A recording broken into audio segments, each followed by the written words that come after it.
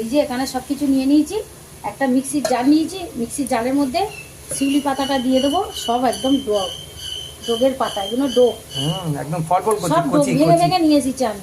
একদম কচি ফল ফল করছে। তো খেসারির ডালটা, ভিজিয়ে রাখা ডালটা, কাঁচা লঙ্কা, 5টা-6টা রসুনের কোয়া, ওই 2 ইঞ্চি মতো আদার কুচি, আর এই চিনে বাদামটা দিলে কিন্তু একটা যে কোনো বড়া খেতে ভালো লাগে। এই মাছ ভাজার তেলে শিউলি পাতার বড়াটা মিক্সড করে সব রকম দিয়ে বেটে নিয়ে এসেছি, অনেকটা হয়েছে।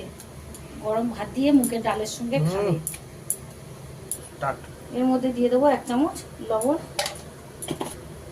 হলুদ গুঁড়ো,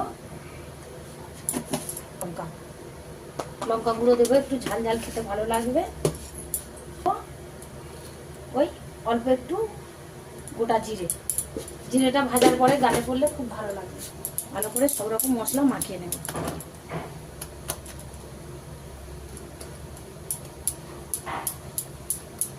পুরো একদম ফাটাফাটি লাগবে গরম ভাত, পুরো জমে যাবে। বাটা মাছ ভাজা, বেগুন ভাজা, মুখের ডালের সঙ্গে এইগুলোই ভালো লাগে। তা কুচো চিংড়ি নিয়ে